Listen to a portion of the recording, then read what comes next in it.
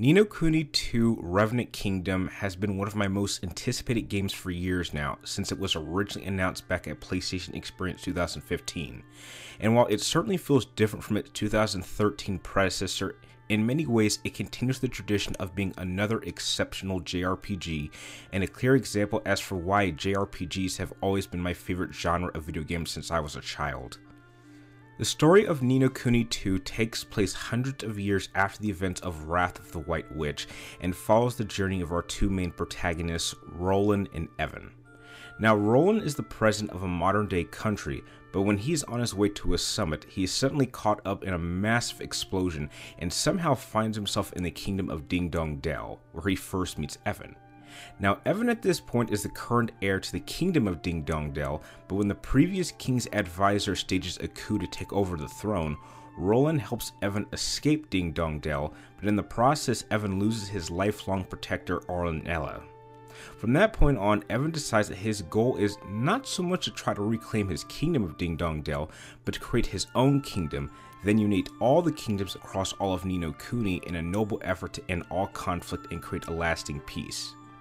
Now, while I was never emotionally affected at any point throughout my entire game's main plot as I was during Wrath of the White Witch, I did really appreciate Level 5's attempt to tell a very different kind of story that perfectly fits the story of the world without redoing certain plot points from the previous game. And while for the most part they certainly succeed, there are unfortunately a number of underwhelming elements that did hold the game back for me.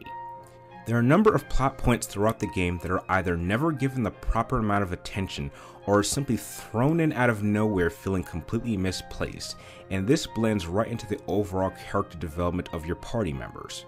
Now, over the course of Wrath of the White Witch, the game's plot mainly focused on only 3 protagonists for a majority of the game, which made it incredibly easy to see these characters develop and their importance to the progression of the story. But Ni no Kuni 2 has up to 7 characters to try to balance out, and unfortunately, outside of Roland, Evan, and Evan's kingmaker Lofty, once you've completed the primary story chapters that the other 4 characters appear in, they're really given little to no development at all. They are there, but they just don't do anything but stand around for the most part. Now, I am aware that there is a season pass out there, so it is possible that more content may be presented that develops the rest of the party members for the most part, but as of right now, most of the party members just didn't leave a lasting impression on me by the end. Now, the overall gameplay is divided into 3 categories: exploration, combat, and kingdom building. Outside of quests, you will have complete freedom to roam the open world where you can explore towns, villages, dungeons, and other locations. There are a number of ways that you will be able to travel to multiple locations, which include sailing on the open seas, flying using your airship, and once you've reached certain locations, you can even establish teleport links, which will allow you to fast travel from location to location very quickly. When it comes to combat, there are 2 variations. Your basic combat system that you'll be using for a majority of the game allows you to freely roam around the area. During battles, you will command a single ally in your party, but you will be allowed to switch between party members at will if your primary party member goes down. The other 2 members that fight out beside you cannot exactly take your orders, but for the most part they will follow your lead in certain situations. A big change this time around is that instead of having familiars that you can simply call forth to fight, you will instead have little creatures called Higgledies that will fight alongside you, and each of them has a special function that you can call upon to either attack your enemies or aid your allies. Now, though I felt the combat system was significantly faster this time around, it did feel a bit too easy. Over the course of my entire playthrough, I only saw a maximum of maybe 3 game over screens. So as long as you level grind normally and avoid enemies that are at least 5 to 10 levels higher than your party members, then you should be okay, even against many of the unavoidable boss fights.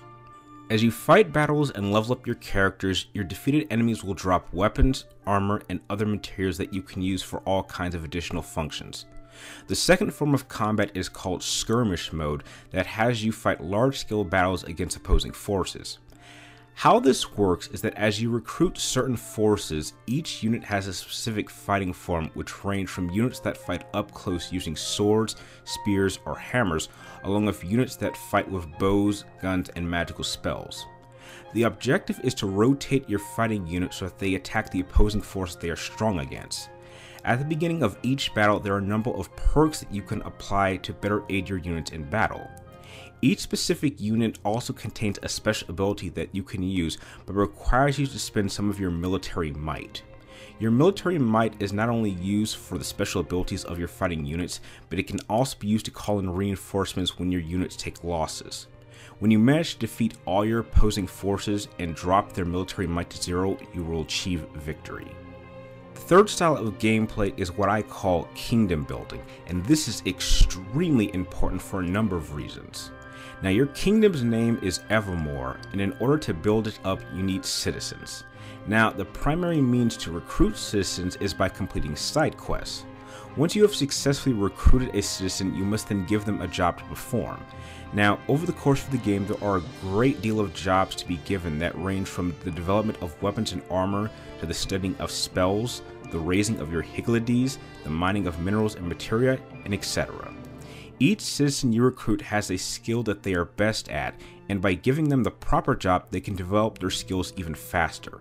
The more citizens that you place within a specific building, the faster that they can develop that specific department, which will allow you to grow and improve the overall look of your kingdom. And trust me when I say this, developing your kingdom is necessary at many points in order to progress the story.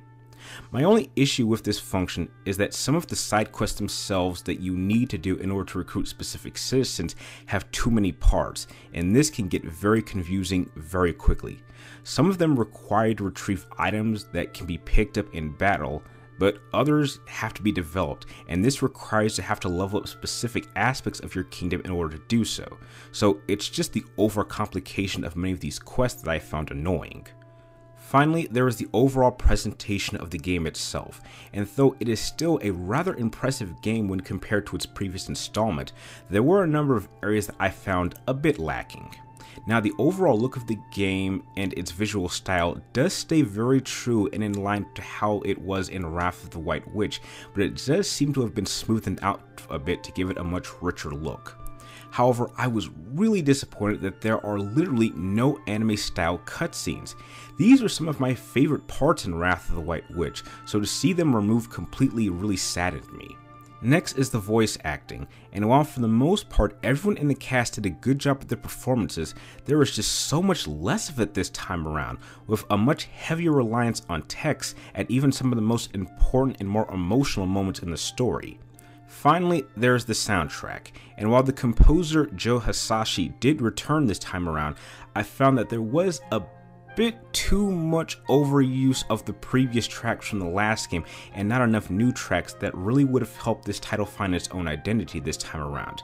And there is a serious over-heavy use of the main theme from the previous game that plays so much that despite how beautiful I find the song to be, it did start to get annoying after hearing it so much over my 40-hour playthrough. Now, in conclusion, Ni no Kuni 2 Revenant Kingdom was my most anticipated game of 2018, and despite lacking in a couple of tiny departments, this is still an incredible game and another great addition to my favorite line of JRPGs. I would absolutely recommend this to anyone that likes RPGs, JRPGs, storytelling, or PlayStation exclusives in general. Now, do I think it's as good as, say, Ni no Kuni Wrath of the White Witch? Can't quite say that entirely, but I think it is a worthy successor, and heck, I just hope that maybe one day we'll get a Ni no Kuni 3. Now, if I had to give Ni no Kuni 2 Revenant Kingdom a rating, I'm going to give it an 8.5. Still a great game and a must-own for anyone who is a fan of this genre like I am. If you like my game review, feel free to like, comment down below, and please subscribe to track me in my future movie and video game reviews. And please be sure to press one of the links in the description down below to follow me on Twitter or friend me on Facebook to keep track of me in my future projects.